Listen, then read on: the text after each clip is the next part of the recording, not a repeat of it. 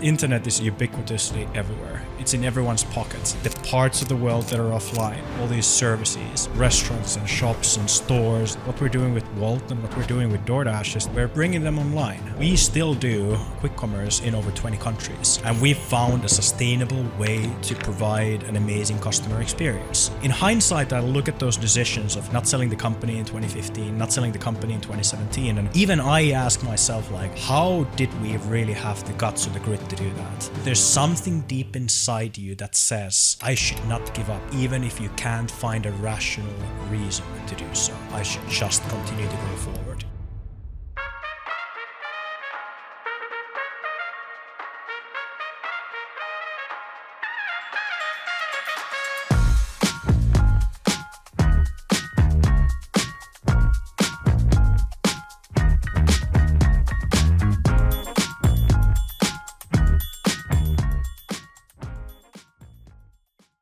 I feel like you still got so much more to go. Like you're, how old are you? 35.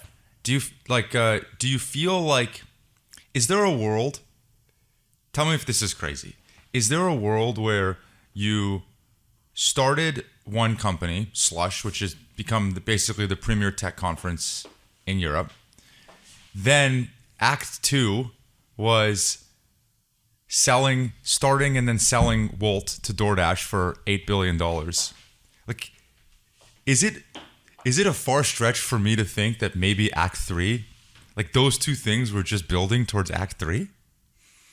Yeah. Do you ever think that way? I guess you could say so. Like, actually, how I think about my Act 3 is that the Act 3 is what we're building as a part of DoorDash, both from Wolt and, on a global level with DoorDash. Like, I honestly think that it's still very early for our company, but also for our industry. Like, one realization I had when I was, around 20 years old, I started in university, and kind of my biggest fear was that, we live in this world that was mostly defined by other people. Like, most of the big companies were already built, and now, what we get to do is that we maybe get to join those companies and be a part of them. And, the thing I realized pretty early on was that, like, we're living through this industrial revolution where everything is going online, and it's still very, very early. In a way, the world is being redesigned with the fact that the internet is ubiquitously everywhere. It's in everyone's pockets. Every industrial machine is connected to a network, like every consumer, every business. And still very, very early. And if I think about what we're doing with Wolt and what we're doing with DoorDash, is that, we're basically looking at the parts of the world that are offline, like all these services, all these like restaurants and shops and stores and shopping malls and so forth, and we're bringing them online. And it's still so early. So a lot of people ask me, like, Miki, you founded this company, you sold it for, for a high price to DoorDash. Like, what are you going to do next? And I'm like, I'm doing this next. Mm-hmm. I can't honestly think of, more interesting things I could be doing right now. Yeah. And obviously I'm 35, so, there's still plenty of time left to do other things later. But I don't think I'm going to regret later for, working on the things that I do right now for too long. I'm going to regret, stopping working on them too early. And the job today is leading international for DoorDash, correct? Yeah, everything outside of the US, including Wolt and other things we do. Everything outside the US. And when the Wolt acquisition happened, was it primarily still just restaurant delivery? Not really. Like, when we founded Wolt back in 2014, I kind of saw that, everything is going online, and I just got stuck on this idea of what is going to happen to all these like physical places, like, all these things in shopping malls and the streets of the cities and so forth. And I very quickly, like, first of all, I kind of came to the conclusion that, like, nothing that I saw back then felt like this is it. Like, this is the way it's supposed to be done.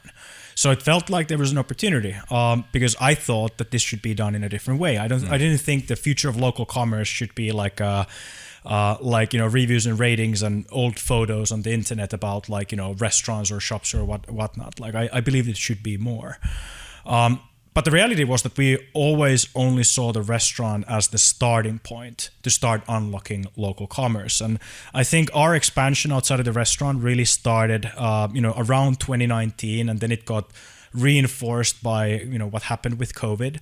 And by the time we signed the transaction between DoorDash and Wolt, like we were already a multi-vertical company. Starting with restaurant, expanded to grocery, and then increasingly into other retail categories. And before the DoorDash acquisition, you were filing to go public. More than that, right? Like weren't you on IPO's front door basically? Yeah, like we had started doing our IPO readiness already in 2020. Our kind of original plan was that by mid 22 we would be ready to go public if will. When we started the conversation with DoorDash at the end of 2021, we were actually in the process of raising our like pre-IPO round, and we had signed a term sheet for a fundraise that would be in around $1.1 billion. And that's, by happenstance, we, started talking with Tony and the team, and they also realized kind of the schedule we were on. And it felt like to both companies that, this is it. Like if we ever want to do something together, like it's now or never. And even as it was never like our plan to do something, like what we ended up doing with DoorDash, I mean, we also saw that, maybe there's an opportunity to build something much bigger and much more meaningful on a global level together than what we could do on our own. Like I think with Wolt, I could see a very clear path to building like a company worth tens of billions as a standalone, profitable private company or public company. But, with DoorDash, we kind of saw the opportunity that, maybe we could not just build a large company in our own right, but one of the biggest companies in the world because the industry is just so massive and it's still so very, very early. And what happens? Tony calls you and says, I want to buy you. Like, how does that actually, is there, meaning, I'm curious if when it's on such a time crunch, like there's not much room for dancing. Like there's not a ton of gray area for you both to do the normal years worth of relationship building and negotiations, right? Like it's all happening. So maybe to look at it as a timeline. So like obviously Tony and I, we already knew each other, and DoorDash knew Wolt and Wolt knew DoorDash, and we hadn't really been spending that much time on understanding each other because we didn't really overlap in terms of geographies. But we had admired from afar what each of us had built, and we knew each other with Tony. Like our industry ultimately is relatively small. Like there's like 10 to 15 companies on a global level that have relevant global scale, and all the CEOs of these companies for the most part know each other, talk with each other and so forth. And that was the case for Tony and myself as well. Then what happened was that DoorDash was obviously looking at post their own IPO, what was their take on building a global company, and M&A was obviously one interesting part of or interesting way to expand. And we were not at the top of the list of companies to talk because Wolt is a starting point. We were not in China, we were not in India, we were not in like the big Western European economies outside of Germany. We were not at the top of the list for a young American public company to expand internationally. But what happened was that, DoorDash talked with all of these more obvious candidates, that started in some of the markets that I listed. And it didn't feel like there was this like cultural affinity and this kind of similarity of people and thinking, and ways of working, between what DoorDash was like and what these companies were like. And at the same time, a lot of people told the DoorDash team that you should talk with these Wolt guys because they feel very similar to you. And then what happened was that Tony basically sent me an email that like, Miki, we've heard a lot of people say that we should be talking with you guys, not these other guys. So like, how about we have a chat? And that's kind of where it started. And originally for me, like we were in the process of raising this, I think it was Series F round of financing. But kind of felt like, we're going to learn something as a part of this process. Like I'm a big believer that when you're in a new industry, and the industry is still expanding and still being built, you usually learn and benefit out of talking with others that are working on the same industry, which feels counterintuitive because you're usually also competing. But at the same time, the real competition is not like, other companies in the industry. The real competition is like what consumers are doing today and, the habits that we are displacing. That's the real competition that we have. Yeah, our biggest competitor really is the fridge as a starting point. But yeah, we started talking. We kind of figured we're going to learn something along the way. And like as the discussions got deeper, we kind of got to a point that, maybe there would be something here. But for a very long time, my primary objective was just to close the round of financing that we were doing, and we signed a term sheet in the process of like also while we were in discussions with DoorDash, we also signed a term sheet for the fundraise. Was the European landscape at the time for what I guess was food delivery and then turned into everything delivery, was there as much money flying around in Europe as there was here? Like, it's the stories live in infamy in the States about the, both the ride sharing money that was spent between Uber and Lyft, but also across Uber Eats, DoorDash. I mean, there's a bunch that have all been acquired now. Postmates. I mean, there's a lot of financing going into this industry, and I think like Same in Europe. Like starting with, of course, restaurant delivery. There was a number of really well-funded companies. Wolt was never the most well-funded company. Like, and we were competing with American companies. We were competing with like basically everyone that was doing something in this space in Europe, and everyone was really well-funded. Like, we were not the most well-funded guys. Like, when we raised our first round of like 10 million euros of financing back in like 2016, which was our Series C, our most relevant competitor had raised over $1 billion. We had basically 100 times less financing than our most relevant competitors, and that molded the kind of company that Wolt had to become. Like, we just had to be smarter when it came to building product, having a world-class customer experience, like building a logistic technology and a system that allowed us to be efficient even at like lower levels of scale. But were you not getting pressure from every investor, from all of your employees, that basically, I mean, think about it in today's world, okay? What's happening in these large language models is that basically conventional wisdom today tells us that if you do not continue to light money on fire, to continue to train these models, your model will fall behind and then somebody will take all the market share. It's the same story back in the day where it's the first person to market is the one that takes all the oxygen out of the room and grabs all the market share. And I'm sure people were telling you that then. No? Yeah, they were. Like your employees were probably feeling that. The investors were probably telling you that, right? I mean, you tell me. Yeah, we had a really rough journey in the early years. Like, we founded the company in 2014, and there was no really like food delivery industry back then. Like, food delivery industry back when we founded the company was, a bunch of these local operators that basically, saw an opportunity with there being a lot of restaurants that do delivery.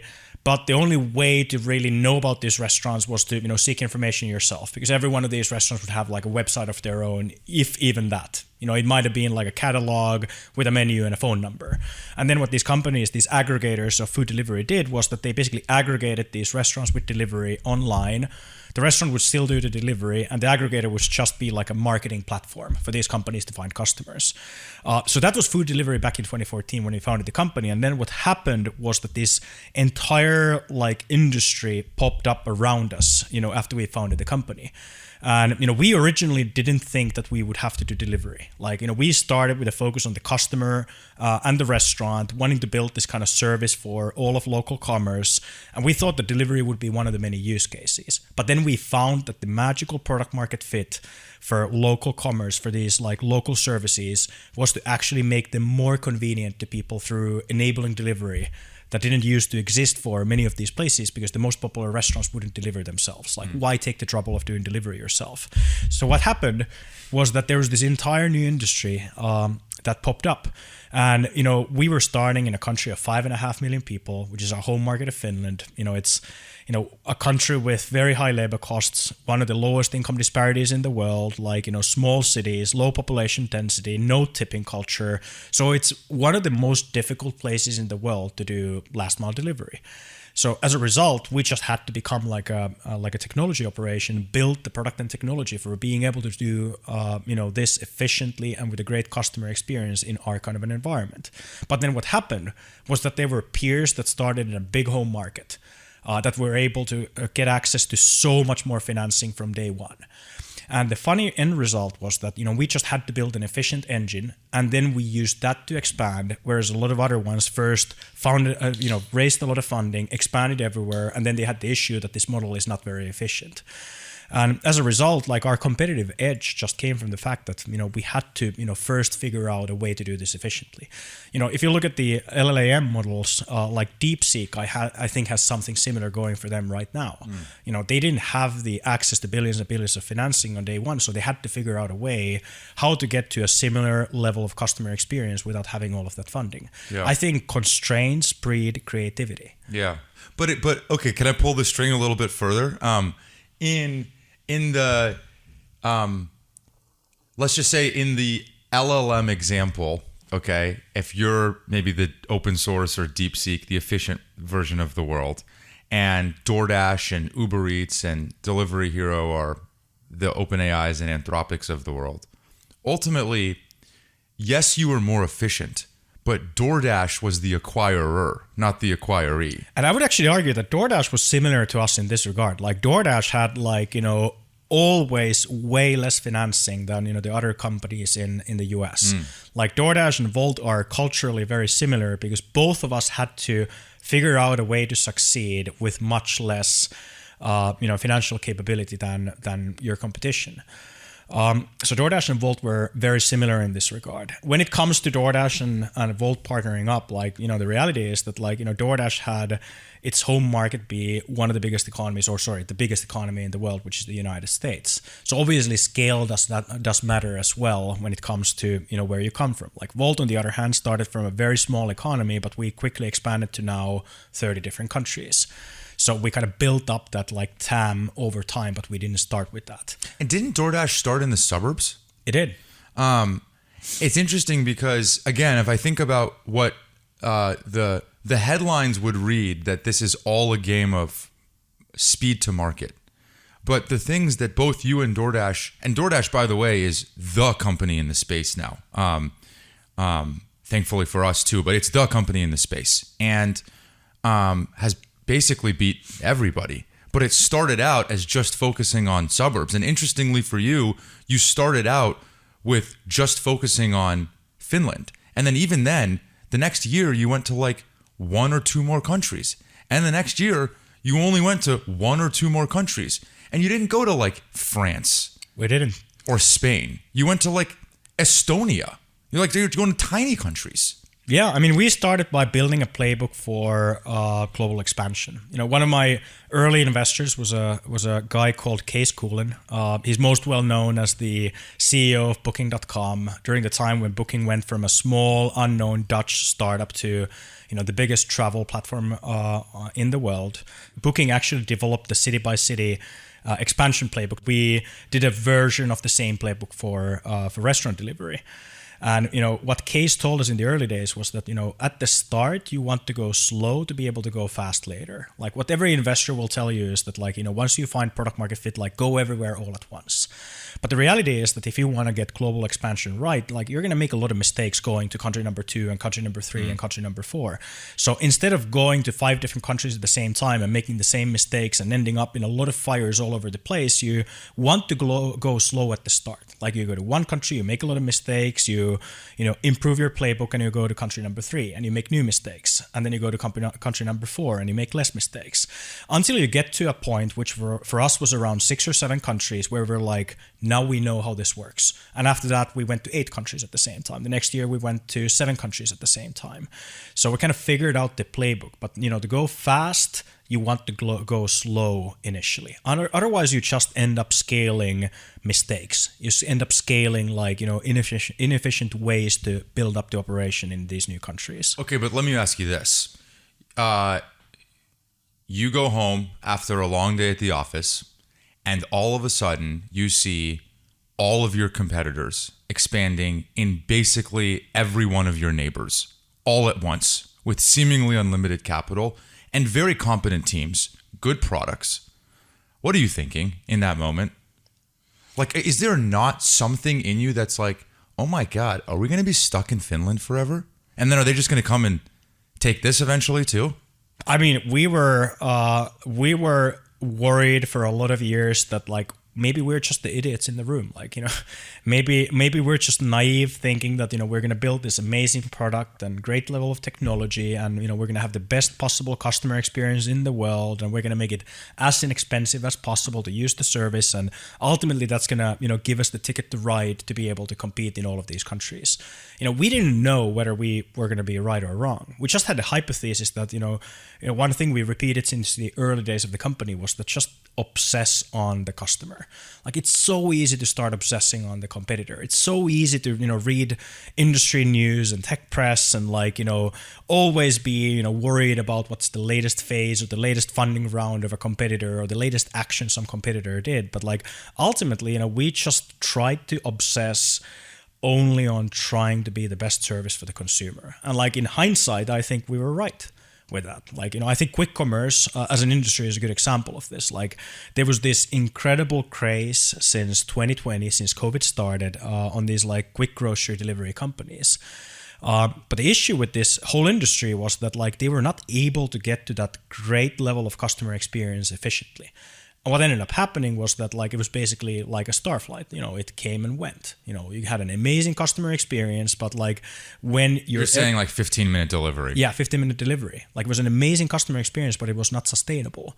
And it's a good example that we still do this kind of similar model of quick commerce in over 20 countries. And we found a sustainable way to provide an amazing customer experience. But we were not the fastest mover on day one. We figured out the model first and then we scaled. One thing I like to say is that, a lot of people talk about first mover advantage, but something people don't talk about as often is the last mover advantage. Figuring out first a efficient, scalable way to do something and then scaling, in the second wave. And that's what we ended up doing in a lot of these cases, whether it was restaurant delivery or grocery delivery or what we're doing today. When did you feel the most hey, are we the idiots in the room? At what point did you feel that maybe, the most idiotic? So we founded the company in 2014. It was followed. It was a couple of years that I've been thinking about this. The phone is becoming like a remote controller, and it's gonna have a button for everything, also in the physical world. And I started thinking, what is the button for food gonna look like? What is the button for restaurants gonna look like? How do you, do the right customer experience for consumers using a phone to interact with, for instance, restaurants? And my hypothesis was that, because people eat every day and the restaurant is the biggest local service, you need to find product market fit with the restaurant. And if you do that, you can later expand to all these other categories of local services. So we started with the restaurant. Mid 2015, we found that the magical product market fit for the restaurant was to do logistics on behalf of the restaurant, unlock all these restaurants that didn't used to be available for delivery, with a quick, reliable, and inexpensive experience to consumers. But it was really difficult to do that, especially in the environment where we came from. What happened at the end of 2015 was that we were basically less than 2 months away from running out of money, and we got an acquisition offer from one of our competitors. And we were really close to selling the company back then. How much? It was around $25 million. That was the first offer. That was the offer. Yeah, we were a 1-year-old company with 15 employees, only operating in one city, one country, which is Helsinki and Finland. And how many restaurants at that time were you delivering to? Less than 100. Less than 100. Yeah, and we got an acquisition offer because we had an amazing customer experience since day one. If you look at the consumer product that we built and the merchant product we built and so forth.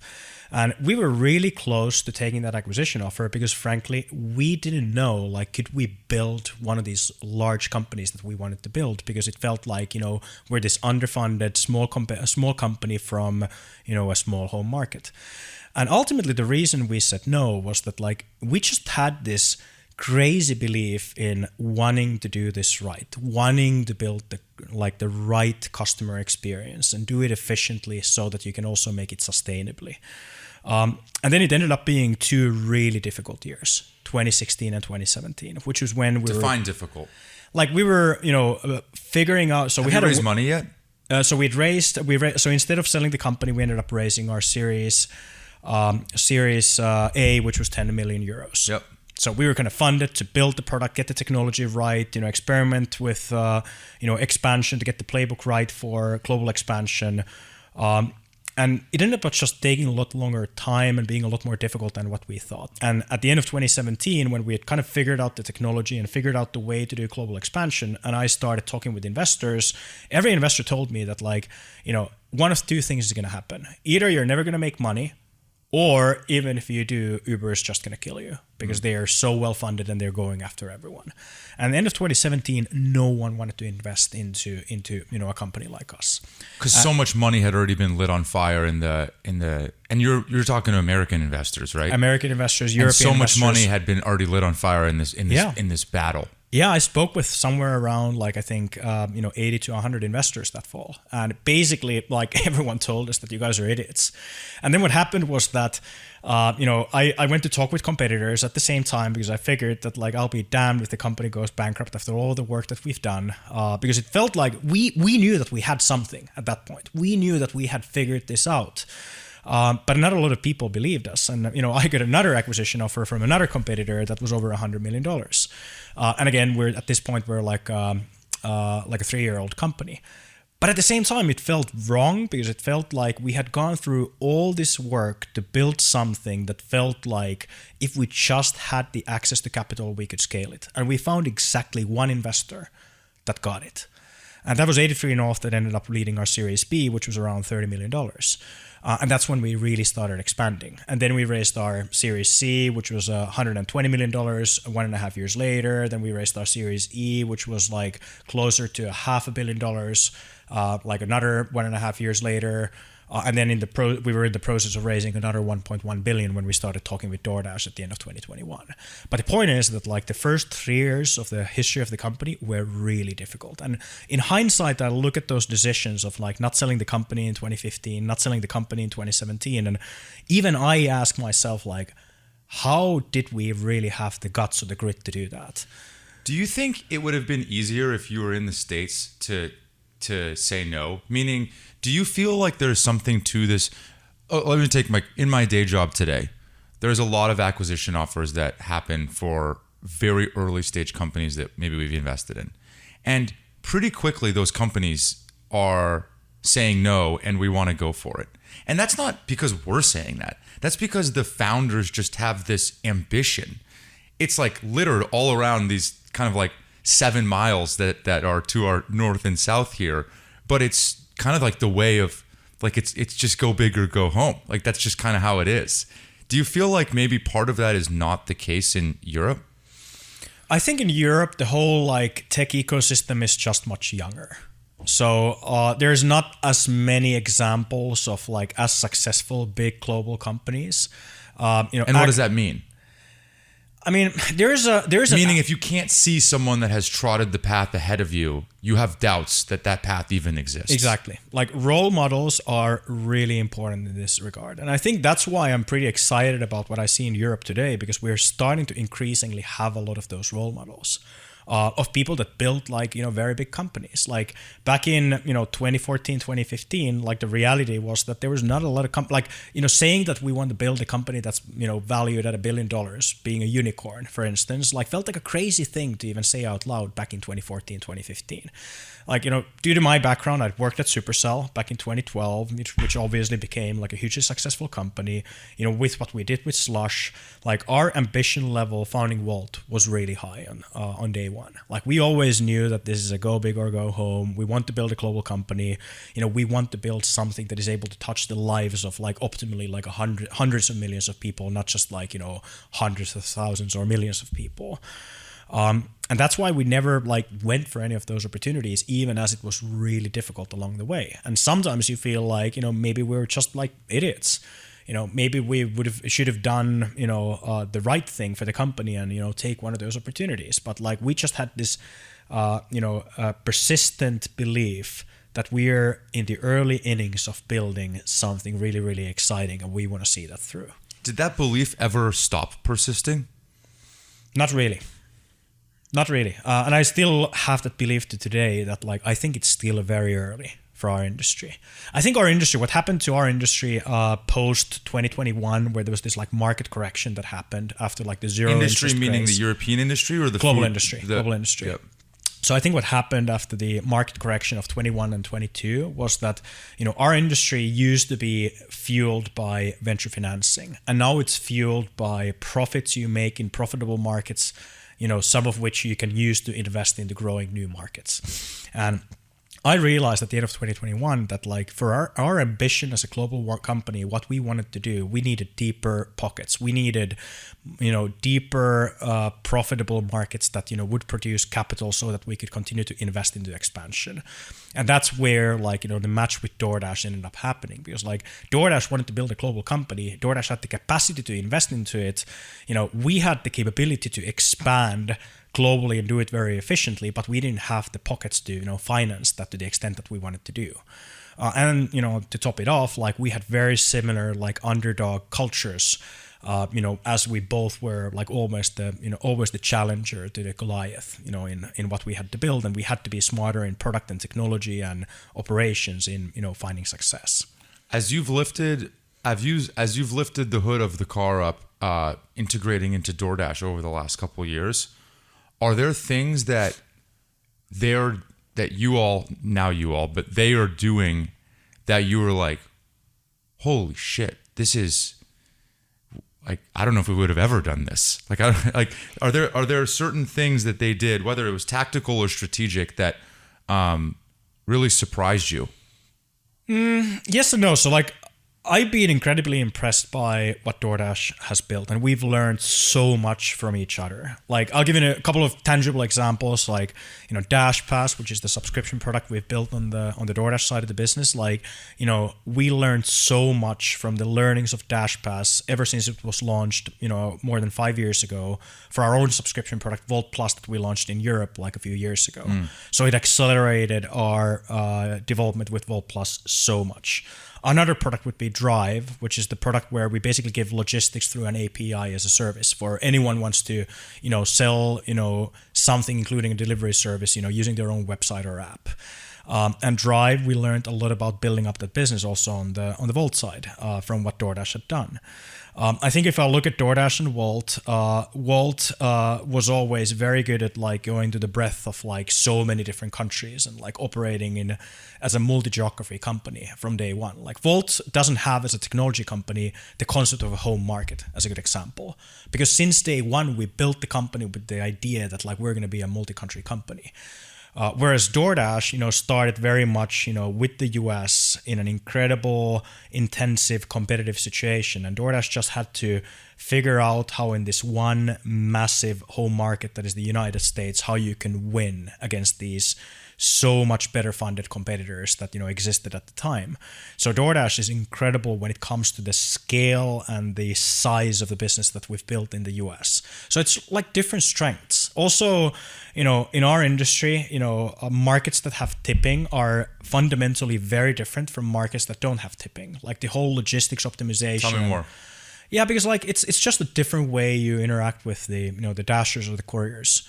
On that side of the business, and you just need to build a completely different technology stack and logistics optimization and so forth for operating in these different environments. And we obviously came from a part of the world where tipping is not a thing. There is no tipping. Yeah, but does tipping drive better service? Tipping does drive better service as a starting point. But at the same time, it's just a different way that you have to build up the business to be able to do what we do. And obviously, DoorDash had to nail that to be able to win in the US, and we had to build a very different kind of system to be able to win in these European markets. So it is just to say that we learned a lot from each other because we had built different kind of companies to solve different kind of problems that we had in our home regions. What's interesting is I was looking at the stock price because it was an all stock deal, not cash. And it was valued at, I think, around $8 billion, reportedly, all stock. And the stock at the time, it was peak COVID, right? It was when everything was remote, was $800 or $210 a share. Something around that. Yeah, around that, right? Hovering around 200. And then a year later, it got to $42 a share. A year later. That must have been crazy. Yeah, I think and by the way, now we're back to we're back to almost $200 and $210 a share. It's now almost back to that same price. But even after the acquisition, you think kind of like, oh, you put your hands in the air and you kick back and you say all is well now. 1 year later, you must have still been like, oh my God, like we're down like 70%.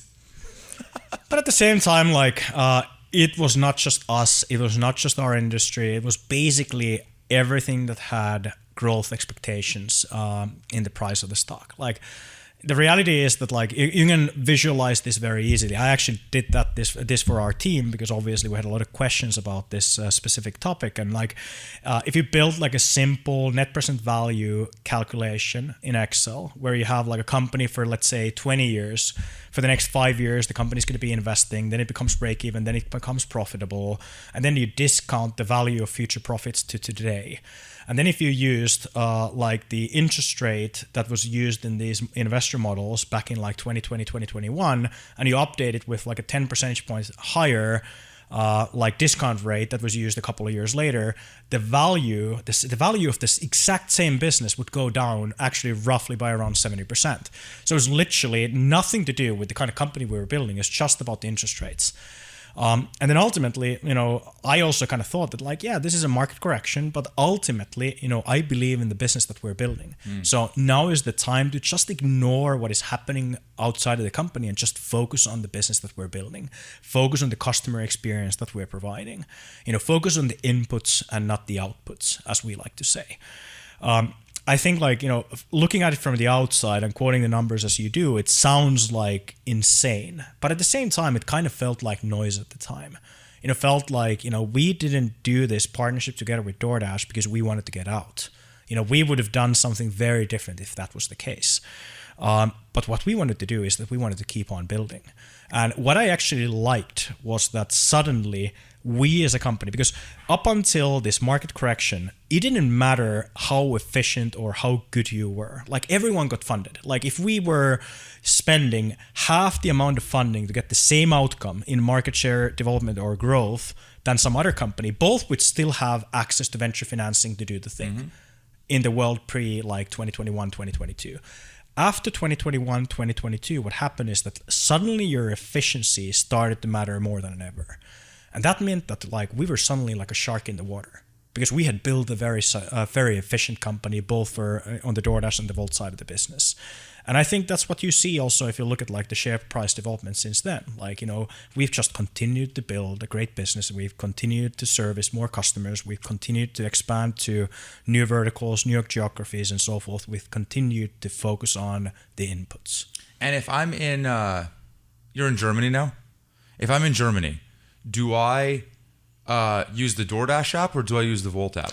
Wolt app. So like in Europe, we basically are using the Wolt product and technology as well as the brand. Okay. And then how does that like, is it basically two different, like, or is it its own thing? How does that work? Yeah, so like, Wolt and DoorDash have their own like platforms and products and technologies and brands and so forth. And like, the reason is just that like, this is a very hyper-local business. Like people in one city don't really care about, the services people use in the next city. This is such a hyper-local business. And at the same time, product and technology is very specific to the countries and the regions you operate in. And Wolt was specifically built for these kind of European, markets in mind, and DoorDash was built for North America in mind. But at the same time, we want to get global scale. So we are building increasingly, products and technologies that we use across both DoorDash and Wolt. And that's what we're going to continue to do over time. But at the same time, our primary focus is on continuing to grow and continuing to service more customers, expand to more geographies and so forth. That's the number one focus for the international business. Yeah. Do you, are there markets that are more advanced than what the US is doing today on accessibility of goods and services to our home? Yeah, there are. Like I think every country is in a different state of development when it comes to... Where are we? Where's the US? That's a good question. So if I look at our industry, some of the most developed regions in the world include places like South Korea, Middle East, some Southern European markets, some Latin American markets. US is like overall a pretty developed market on a global scale, but not really anywhere close to being one of the most developed markets in the world. And maybe some examples of what the delta is between what we're doing today and what some of these more developed countries are doing.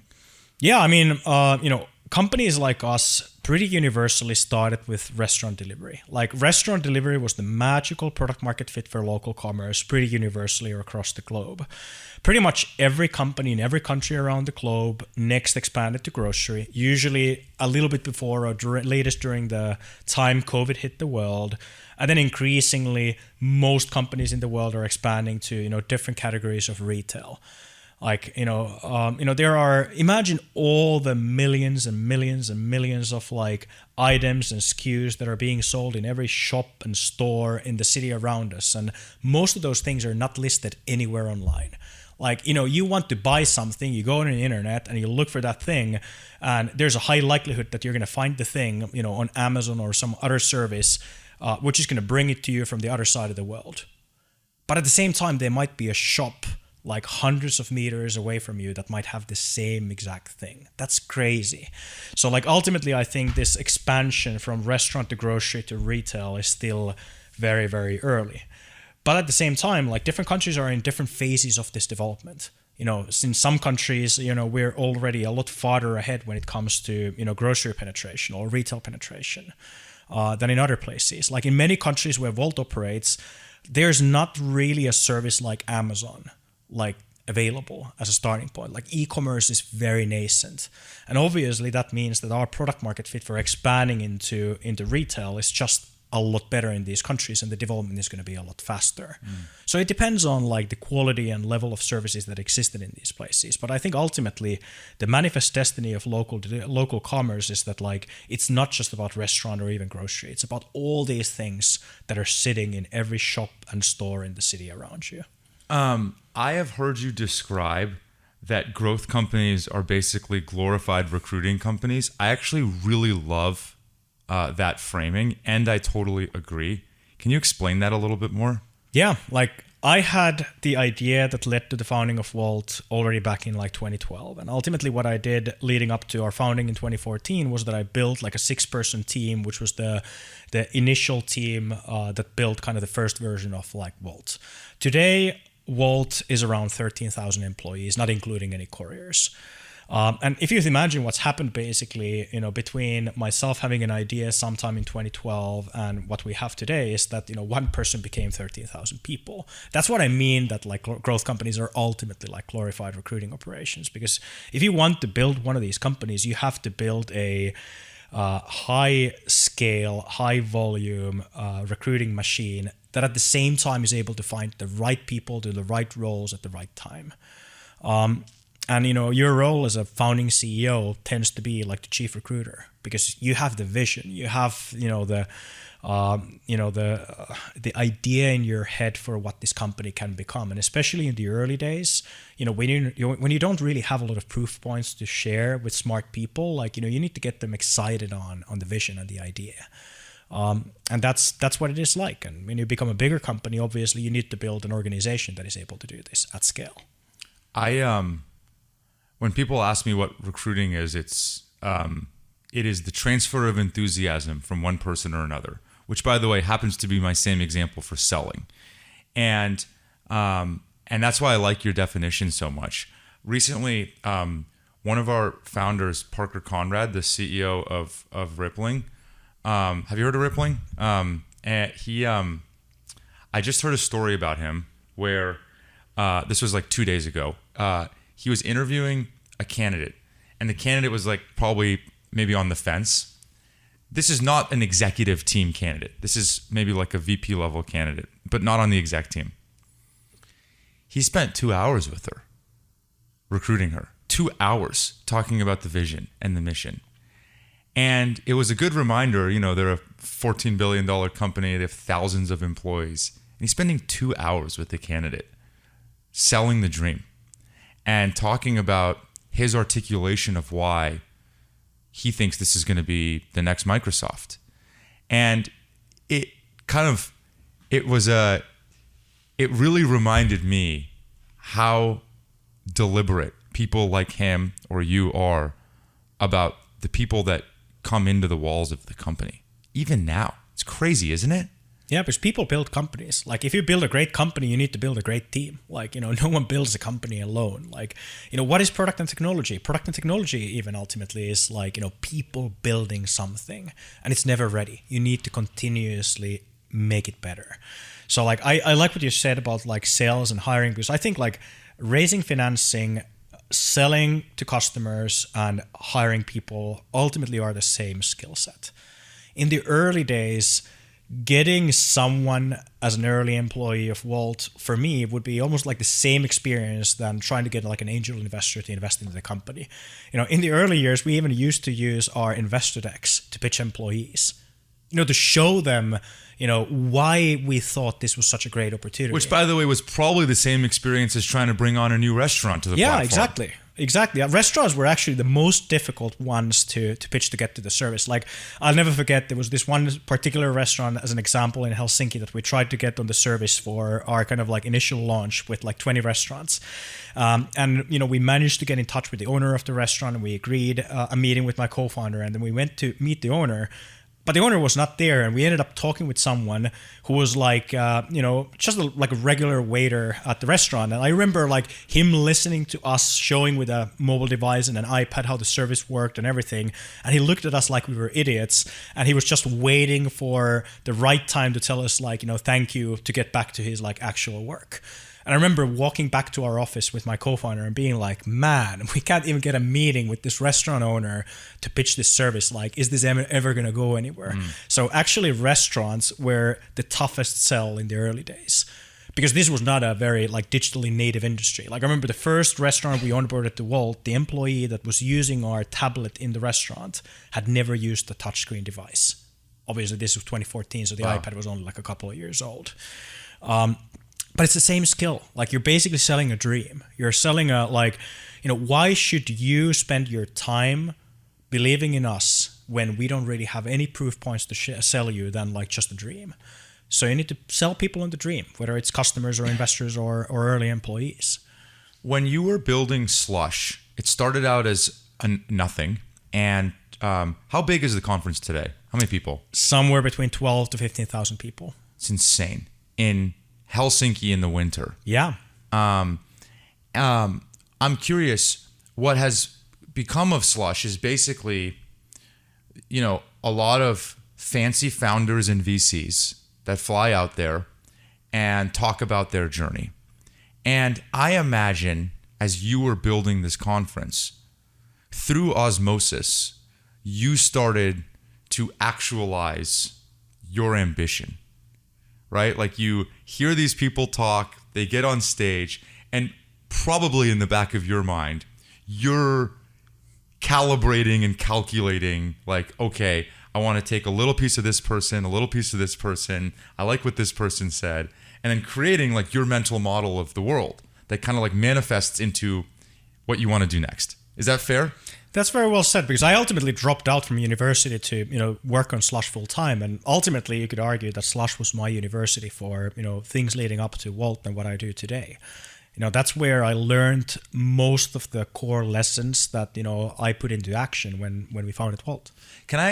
It's going to be hard for you to answer now, but if you really put yourself, back in that time, when you would listen to CEOs, what was the thing that you would think about? Was it like, when you think about building a big company, did you think, man, I want Kleiner Perkins or Andreessen or something on my cap table someday? Or, man, I want to manage thousands of people. Or, I just want a lot of money. Like, I actually think like I can get rich doing this. Like, what did you, as you were actually internalizing all of these different inputs from these people, like, how did they register for you as a goal? So, does the question make sense? Yeah, like, I've actually thought about this, and like, I've come to the conclusion that like I'm first and foremost a builder. Like, one of the drivers behind the founding of Wolt was that, I figured that the world is going to change a lot in the coming decades, and there's going to be like every part of like society and the cities and the local services and everything is going to be redefined by the internet. And I just wanted to get a shot at building one of these services of the next 100 years.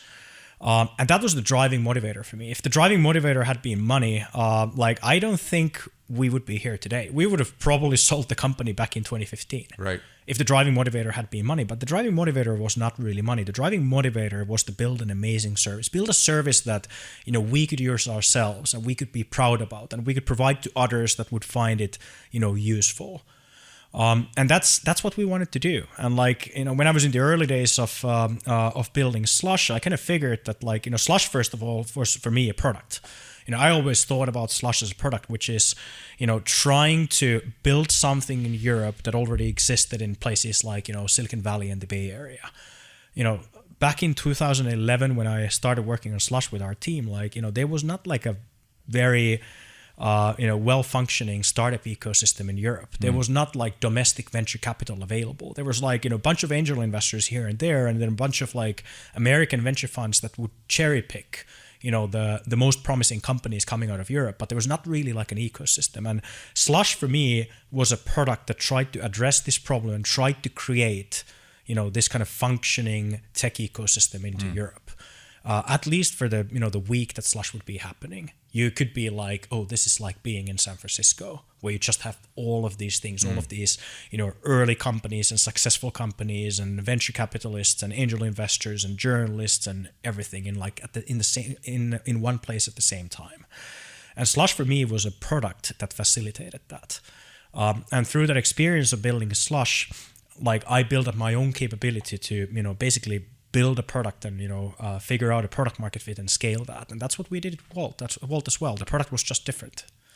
Is there something that now that you're the person on the stage giving the talks on the podcasts, the person that has trotted the path for others to go follow, is there something that surprised you about now being in that seat?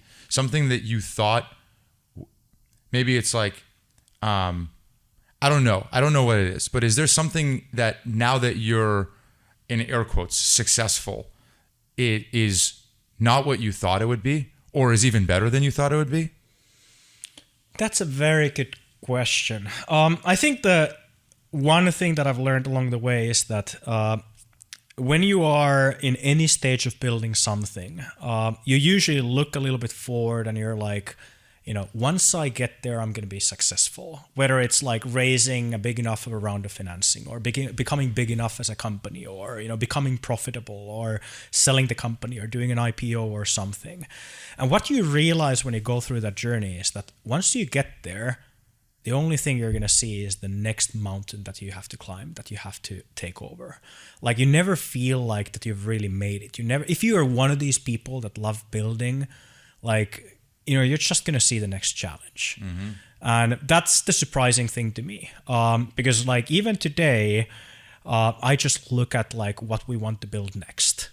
And I'm focused on that. I'm not focused on, where have we gotten so far.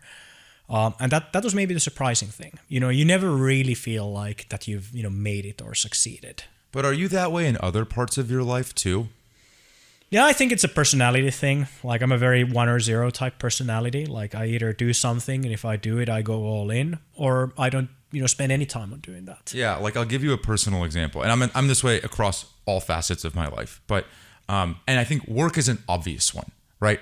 Everybody knows the trope that it's not the money. It's usually money. Most people are like, once I make this amount of money, I'm happy, and then they make that amount of money, and it's basically uniformly nobody's happy after that. It's not the money, right? Before I bought the house that I live in now, which was recently, I lived in a 1-bedroom apartment that had no washer dryer, had a washer dryer downstairs that was coin operated, and no dishwasher. I lived there for a while. I just loved the building. I never felt like I needed more, and I was always saving my money to buy a house. And, my parents are immigrants. The story that was told to me was that when you buy a house, you've made it. You don't have to worry about money anymore. You don't have to worry.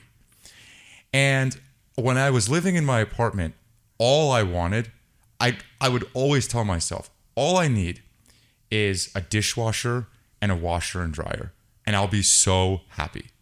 And it was like almost a very simple desire. And it wasn't even that I was that unhappy going downstairs, putting quarters in and doing it. It wasn't even that bad, but I always just thought like what a luxury that would be. Now I have that. And I find myself thinking, I was in the shower this morning and I looked down and there was a tile that wasn't caulked correctly. And I'm like, that needs to change. Or there's like a small, a small scratch on the counter of the bathroom. I'm like, we're going to have to repaint it. And so immediately, what I thought was such a luxury is completely gone already. I don't even think about that anymore. And I've basically just, to exactly what you're saying, reappropriated my desires into something else. That's the human condition, unfortunately. This is the same thing I was talking to you about, like, conquering a mountain and the only thing you see is the next mountain. Like the whole point is that, the human condition is that, what we were dreaming about yesterday, if we get it, we're going to be so happy about today, but we're going to take for granted tomorrow. And hence the, kind of the whole point about life is always to be on the way towards something. And people think that, if I make X amount of money, I'm going to be happy because all these things that I couldn't get when I was younger, like I'm going to be able to get all those things. But the thing is, you're not going to be happy by getting those things for a very long time, because then it's going to be the next thing and the next thing and the next thing. And like ultimately you're going to run out of like physical things to get. And if your life is only the pursuit of physical things, you're likely to be unhappy in your life. Either you don't get all those things that you want and you're going to be unhappy, or you get all those things and you're going to feel empty. So that's why I think, as humans, like what makes sense to spend time on is on trying to achieve things, trying to, do something that makes you proud. Like one thing I sometimes think about is that like, being in Japan and being in Tokyo, at the Tokyo subway stations, you have these people whose job it is to make sure everyone gets on the subway. And when there's a lot of people, they might be like helping push people into the subway carts and so forth. And I've loved, observing these people because they are dressed so well. They have a suit and a tie on. Everything is perfect. They're impeccably dressed for this job that like a lot of people could say like, is that the most like important or meaningful job in the world? And you can see, from the way that they do it, from the way that they act, that they take immense pride in the work that they have. And I think that's kind of the like attitude that I also try to maintain at all the things that I do in life. Whatever you do, just take pride in the things that you do. Have an ambition level of wanting to be the best in the field, whatever it may be, and then, if you help people, if you're able to, over time become better and create a bigger impact, take pride in that. That's the only thing that's not going to run out in life. But isn't the problem, maybe the problem for me, is that the pursuit of achievement, the striving, the spirit of pursuing is hard. Like the actual lived reality of trying to do something every day that is towards some goal, the company building might be the most extreme example of that, is really hard, right? And so it's pretty difficult to remind yourself in the day-to-day that, oh, don't worry, Miki, like really what you're going to look back on is how much you enjoyed pursuing this. You have to be a little bit crazy to enjoy this. That's the reality. Like this is a masochistic undertaking in that regard, because it's uncomfortable. There's a lot of stress. There's a lot of pressure. There's a lot of long hours and like long days of traveling and uncertainty and like competitive intensity and so forth. But at the same time, I know that I'm the type of person that if I don't have this, that's not going to lead to happiness either. So you just have to know what kind of a person you are. Like ultimately, I think all of us are on this, journey of like figuring out what makes us happy. And, it's going to mean different things for different people. And, for me, I just know that like I love to build things. I love to deal with the challenges and the pressures of what that means when you scale something into something bigger. And that's what makes me happy, even as it's not easy to do, even as it's not always like, the most fun journey to go through. In your downtime, meaning when you're not working, do you also feel like you need to be building or pursuing something?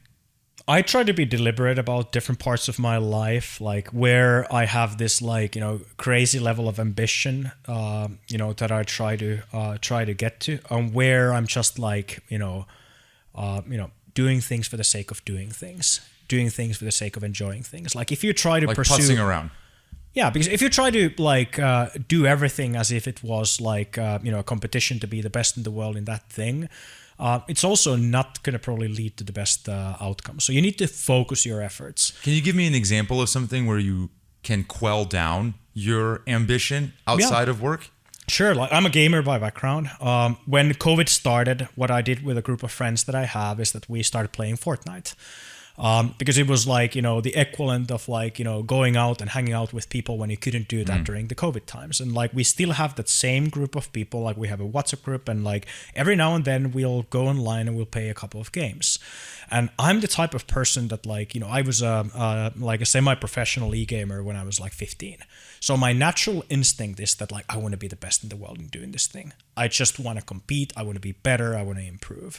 And I've consciously decided that this is a pastime for me. I'm not going to try to pursue that ambition. I'm just going to enjoy the act of hanging out with my friends, and the game is just there to facilitate that. So that's a good example of something where I've consciously decided against my natural instinct. Because I'm if I really want to pursue my ambition there, it's going to be away from my ambition of what I want to build with the company. And you need to have focus in these things as well. Something a lot of successful entrepreneurs talk about is focus, because, the reality is that if you want to be the best in the world in something, it's very unlikely you can do it at even two things at the same time. So you need to concentrate your efforts. If you're a small company, you have a limited a number of people, a limited amount of funding. And if you spread that too thin, trying to do too many things at the same time, you're a lot less likely to succeed. So the better you're able to concentrate your efforts, the more likely you are, to be able to do something successful, build something successful. So I think about that not just for company building, but also for, the way I live my own life. I have this weird thing. Tell me if you agree or disagree, where if I push myself harder in work, I do tend to enjoy it more. The more I increase my ambition, the more I tend to enjoy it. However, outside of work, it's the opposite. I'll give you an example. Last week, I decided I'm going to work out really hard this week. I'm going to go to a Barry's class, and I'm going to go to the gym. I'm going to lift as heavy as I can. And at Barry's, I'm going to push myself until I'm almost going to throw up. And I remember after the Barry's class, just thinking, this sucks. I hate that I'm doing this. And I sucked the soul out of it for me. And it just became this competitive, ambitious thing. And I was like, I'm going to stop doing this if I run like this. And I'm like, I can't, I was like, I can't do this. And I was like, you know what? In this case, just being good enough is good enough. Yeah, that's ultimately what I mean. Because no one can really try to be the best in the world at everything that they do. It's just going to be very heavy on you as an individual. And frankly, I think if you have this one thing that you care about the most, whether it's your company or something else, you should try to put more of your energy and efforts into, taking that thing even further, versus trying to do all these other things as well on a best in the world level.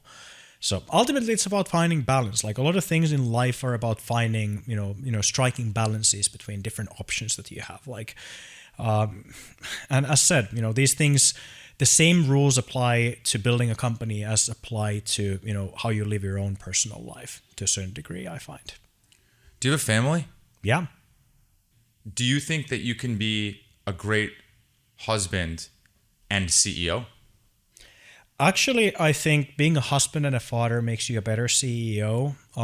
because it makes you more deliberate about your time. When you are building your company and you don't have like a significant other or family, it is easy to just compensate by putting more hours into the thing that you do.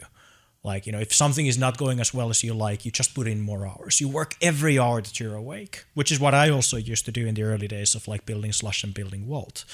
When you get a family, there's an opportunity cost associated for putting in those hours. And what happens is that you become so much more deliberate and better at using your time. So I've found that it's been actually helpful in improving myself as a leader and as a CEO. The other part of it is that, like I said, I'm very 0 or 1 as a person. So I'm also 0 or 1 when it comes to my family. Like, when I'm with my family, I try to leave my phone away. I try to not be thinking about work things or be connected to all these things that are happening at the same time. I'm there to be with my kids. I'm there to be with my family. And it's not easy always to do that, to also be fair. But the point is that I try to be focused, but at the same time, if I'm traveling, if I'm at work, if I'm going through meetings, I'm going to be focused on that. I'm not going to be, thinking about my family. I'm going to be thinking about the things I'm working on at the same time. So I think, having a family just forces you to be more deliberate about how you use your time and how you spend your focus. Do you turn notifications off at home and then at work? I don't really have notifications on as a starting point. Like, one thing that happens to you if you're leading in my case, like a big consumer service, and you have like over 10,000 employees and everything, is that you just live a life where you have like an eternal number of things wanting your attention, and you need to manage that overflow of things. And what I've done to protect myself is that I'm just very strict on what I allow to come to my to-do list.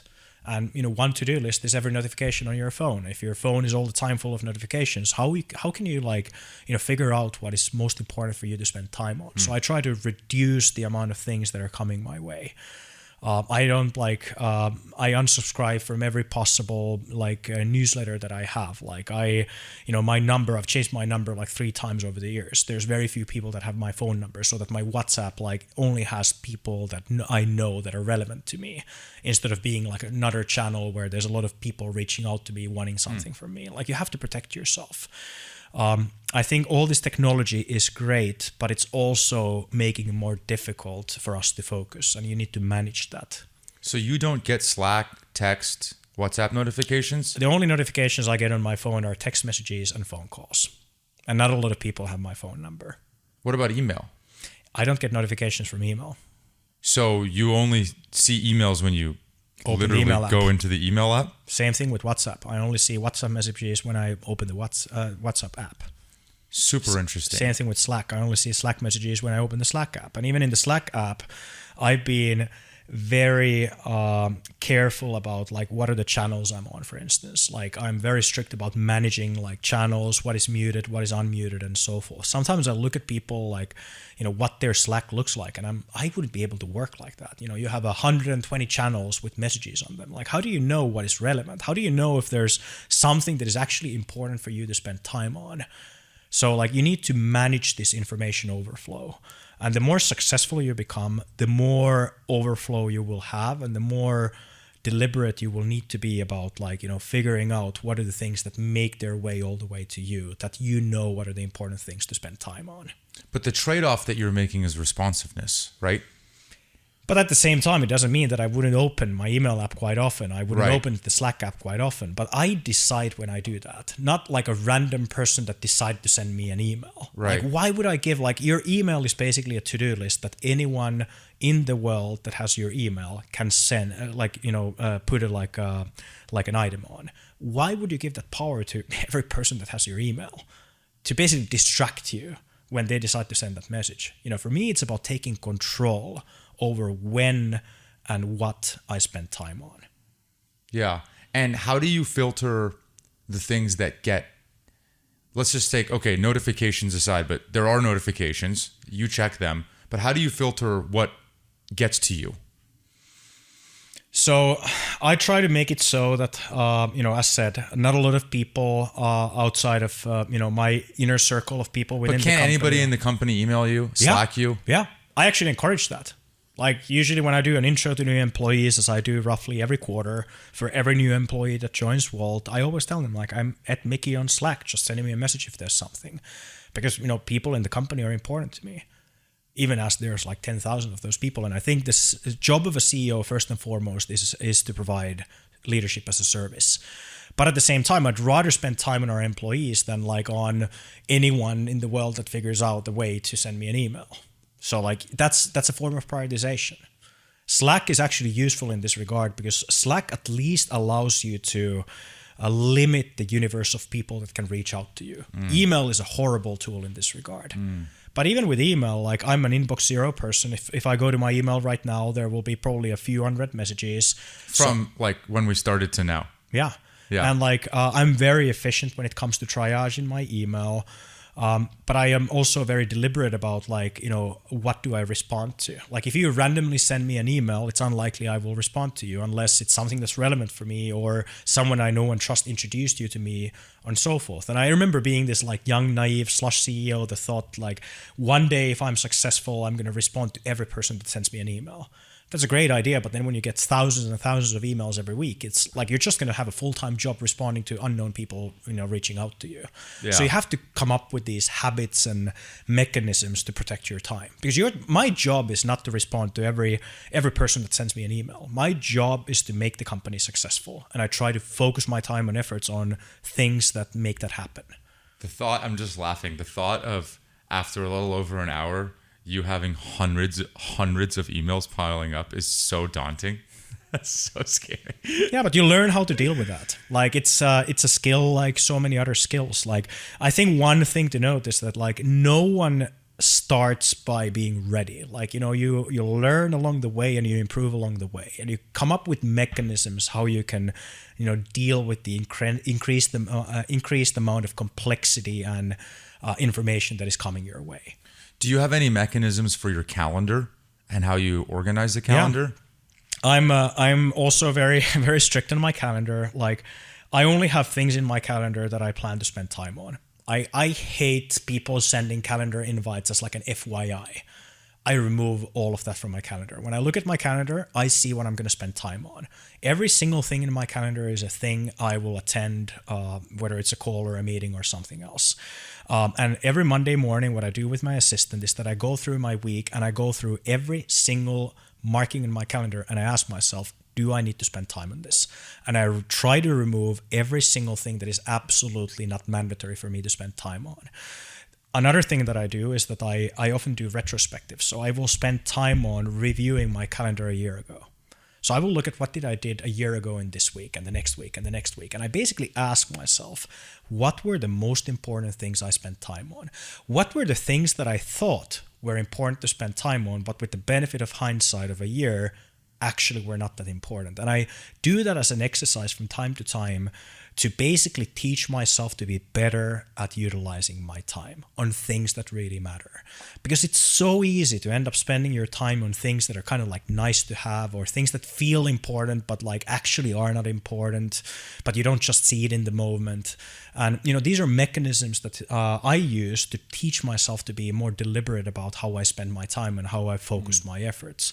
Because as I said, like time is the most valuable currency that any of us have. At the end of the day, that's the only truly limited currency on earth. So you'll look back at, if this is the first week of February, you'll look back at the first week of February of 2024? Yeah. And see, what did I do? I literally review my time, how I spent my time. But you'll do it in a 1 year look back increment. Yeah, I usually do it with a year look back because if you look back a month, it's more difficult to say what was really important. With a year, you start to see that okay, I for instance, reached out to this potential partner and had a call with them, and in a month you might not know if it went anywhere, but with a year's benefit of hindsight, you have a better idea of where these things are, leading. Right. And when you ask yourself as you audit your calendar, should I be spending time here? Is this a priority to me? What are you anchoring that question to? Do you have goals that you've set? Or is it more of a gut feeling of if it's not a customer meeting or if it's not a recruiting meeting, it doesn't matter. Like how are you anchoring the qualitative question of time? Yeah, so when it comes to the company, we always have written down goals for the company. Like, if we come back a year from now, what will need to have happened that we would consider ourselves to having been successful in the last year? So we always try to write down what success looks like, and then when we know what success looks like for the company, I basically look at that and I think about how can I, to the best of my capability, enable that success for the company, and I try to spend time on those things that help the company succeed, and that's how I then evaluate my time and what I'm spending time on. Ultimately, what tends to be the answer is that you spend time on people, you spend time on your people, you spend time on hiring, you spend time on product and technology, you spend time on, topics related to culture. I always spend time on things related to onboarding as an example. So over time, you just become better at understanding, what are the really important things, and you try to maximize the amount of time spent on those things. People who work at our company know that I'm always available to talk about, what we're building in product. I'm always available to talk about, how we build a better service for the customers. I'm always there to help when it comes to hiring, whether it is to evaluate someone or try to convince someone to join our company because we think they're a great person and we'd love to get them to work together with us. So there are going to be these areas that I, usually end up spending time on, because over time I've just learned that these are the most important things when it comes to being able to succeed as a company. What do you mean you spend a lot of time onboarding?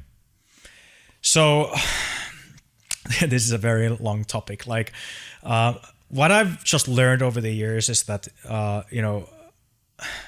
what kind of a culture you build as a company and as a team tends to be one of the biggest drivers of success if you really build a massive size of a company, like 10,000 people or over 10,000 people in our case.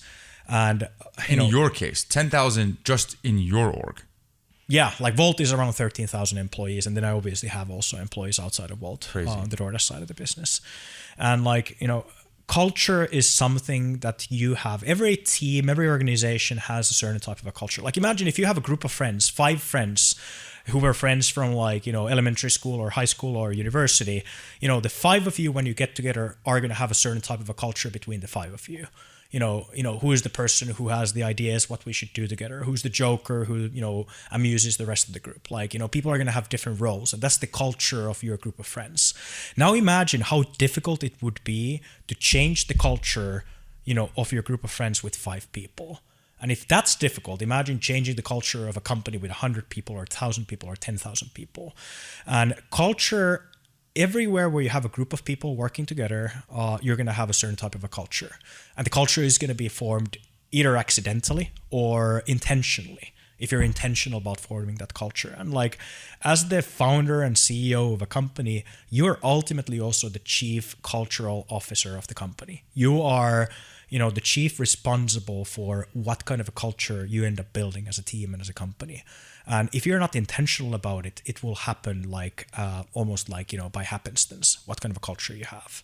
And, ultimately, when you've built a company for over a decade, as we have, and you've gone into the scale of over 10,000 people, your culture is almost your manifest destiny as a company. Are you able to succeed and thrive as a company or not?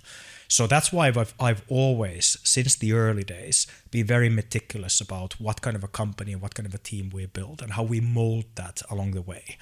And one of the most important moments for culture formation is when people start at a new company, because they're like a tabula rasa, like an empty blackboard, looking to soak in influences from, the company that they're about to join. And, what kind of influences they get in the early days, the first days and weeks of, working for a new company are going to have a huge influence on, what they're going to be like working for your company. So why would I not spend time on that as a CEO, trying to mold that experience of new people joining the company? So that's why ever since we were 5 people in a room, I've spent time on every new person joining the company. I run a session for every new employee of Wolt, and I've done that since we founded the company. What's the session? It's a little bit changed over the years, and obviously our onboarding, we call it Wolt University, has also developed quite a bit over the years. But I basically try to explain, what kind of a company we want to build. What kind of things we believe in. I talk about, our obsession on, building the best possible service, about wanting to be the best for the customer, not obsessing on the competitor. Talk about our obsession over details and, wanting to build what we call a Wolt grade experience. And then it's a lot about telling and sharing stories, that kind of reinforce what kind of a team we are. If you think about what is the most influential book of all time? The Bible? Yeah, the Bible. What is the Bible? If you read the Bible, what actually is the content of the Bible? It's a bunch of stories. It's a bunch of stories. Because stories are the most powerful way to basically pass information between humans and mold human behavior. And, how you basically influence people with stories is by lifting up role models and sharing stories of what those role models did in different circumstances that are ways to pass expectations of in this company, in this team, if it's faced with this kind of a situation, this is the appropriate kind of behavior, to undertake. And that's how you mold culture. And as the founder and CEO of a company, you're one of the most important role models in the company. And the kind of influences and stories that you share about expected behavior have a huge influence on what kind of a culture, what kind of a team you end up becoming. So you should be intentional about it. And it is one of the most important things you can spend time on as CEO. Are there moments in time in the company that you actually feel like the culture is the thing that got you through a period of time? Yeah. I'll give you an example. Back in 2017, what had happened is that 1.5 years earlier, we had raised our Series A, which was 10 million euros. The next 1.5 years, what happened was that we basically built product, we built technology, we built the foundation of the platform that is Wolt today. And then at the same time, we're building the playbook for our global expansion. 1.5 years later, the platform is there. We can see that we can now build a great business with a great customer experience, using this product and technology. However, it had taken much longer than what we thought, and we don't have that much runway left. At that point, this was mid-2017, we had runway until maybe October, November. And we were afraid that that's not going to be enough to raise the next round of financing. So, we did the hard thing about hard things, and we laid off or parted ways with around 1/3 of the team. And we were around 100 people at the time, so we basically parted ways with around 30 people. And most of those conversations I had one-on-one with the impacted individuals. And it was one of the most difficult things I've had to do as a CEO. Basically, going to a room with a person that's been brought there, they don't know what's going on. And I start by saying, I'm extremely sorry. We have fucked up as a leadership, and the reality is that we have to let go some people in our team, and unfortunately this is going to be influencing you as well, so we can't continue your employment at Wolt. I am really sorry. This is on me, this is not on you. And then I explained the offer that we had on the table in terms of the terms of parting ways. And it was the most difficult thing I've done over my professional career. And what I'm proud about is that after we had done that and we explained to the whole team what we did and why you should still believe in the company, we basically shared the same materials that we showed our board leading up to this decision. During the next 6 months, no one left the company. We didn't hire anyone, we didn't fire anyone, no one left. And we basically just executed like hell, and we raised our Series B, which was $30 million. And that is the power of culture. And the other thing that I'm really proud about is that many of those people that we parted ways with rejoined the team in the years later. And having that trust still after this traumatic experience that we had to go through, that they had to go through, and still having the trust that they would rejoin the company even despite that. And that's the power of culture at the end of the day. Culture is really visible when, things don't go well, how people act together as a team. And, that's the foundation of our culture as a company. We went through some incredibly difficult times over the years. And, yet we made it here today. And we were not a success that was supposed to happen. We were not a prodigy child of the local tech ecosystem that was everyone thought that is going to succeed. In 2016, 2017, I had a friend who was also an entrepreneur, and he said that every time he talked with his lead investor, the lead investor would ask, has Miki's company run out of money yet? Because everyone's just like expecting that these guys are not going to make it. Yet here we are. It's amazing. I have goosebumps. I can't wait to see how you continue to keep building DoorDash now. And it doesn't surprise me that when you talk about the acquisition, so much of how you talk about it is through the lens of culture. How you both were underdogs, how you both were the least funded, and they had to figure out creative ways to build the company. And so I appreciate you doing this. Are you hiring? Yeah, we're always hiring. Anything in specific or everything? So we continue to expand to new countries. What's next? What countries are next? We never talk about the next countries. That's even within the company. Like we've just come to the point that if we expand to a country, there's usually some competitor that just tries to fast follow us to the market. So we try to give as little warning time as possible for what we're going to do next. But expansion is always something that we're working on. Expansion also to new verticals. Like, we're very early when it comes to our business in grocery. We're even more early when it comes to our business in different retail categories, whether it's like, fashion or electronics or, everyday goods or other categories. And then also we're expanding beyond like physical services into different kinds of digital services. Like we're big believers in our kind of services, like over time being able to do more for instance in financial services, not just for our couriers and merchants, but also for consumers. So like it is still very, very early. Like that's what makes me excited. Like honestly, we're not going to run out of things to build, like not even in decades. When you hear the word grit, what do you think of? For me, like grit, in Finnish there's a word called sisu, which is kind of a similar word in meaning. Like in Hebrew, we would have the word chuspa. For me, what sisu or grit means is, when your brain is telling you not to go on, but you still continue to go on. Because there's something deep inside you that says, I should not give up. I should just continue to go forward, even if you can't find a rational reason to do so. That's grit. Miki, thank you. Thank you. This is awesome. I appreciate you.